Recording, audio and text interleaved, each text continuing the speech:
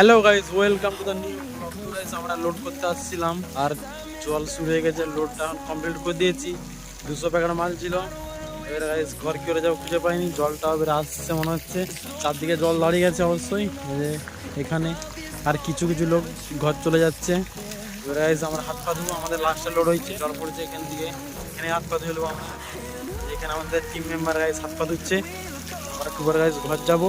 ওই যে সব এসে লোড হওয়ার পরে গাইস বাকি ছিনাগুলো এসছে জল থামার পরে। আমাদের মেন লোক এখানে গাইস হাত পা ধুচ্ছে। এবারে গাইস যেতে যেতে দেখাবো গাইস হাত পা ধুয়ে এখন কমপ্লিট হয়ে যায় গাইস। এবারে ঘর যাবো, জামা প্যান্ট আগে পরবো। তারপরে গাইস আমি এখন সাইকেল নিয়ে বেরিয়ে পড়েছি। গাইস কাদা করে দিয়েছে গাড়ি যে। আর এই যে গাইস আমাদের মালিকের গাড়ি, এটা 10 চাকা আর কাছে 12 চাকা। চলো গাইস সাইকেলে যাচ্ছে, একটু থতমতই হবে না। দেখি বাইকটা কেমন দেখাচ্ছে। ওকে গাইস মাঠটা দেখুন গাইস কত সুন্দর দেখাচ্ছে। চারদিকে সবুজে সবুজ কাণ্ড রাস্তাটা। গাইস আমাদের টিম মেম্বার হয়ে যাচ্ছে এখন। আর চারদিকে প্রচুর হাত দিয়ে জলটা থেমে চলে গাইস বেড়াতে পেরেছি। রাস্তায় গাইস প্রচুর জল দাঁড়িয়ে গেছে, দেখতে পাচ্ছেন প্রচুর জল দাঁড়িয়ে গেছে, প্রচুর জল আমাদের এই রাস্তাটাই। গাইস মাঠটা দেখুন কেমন লাগছে বলুন।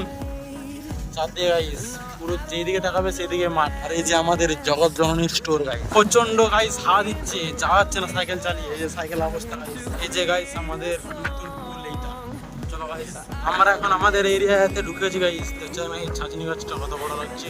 আর কিছুক্ষণের মধ্যে সন্ধ্যা হয়ে যাবে। আবার কালকে কাজ আছে, কালকে আবার স্টোর আসবো। আর ওইখানে আমাদের গাইস ঘর।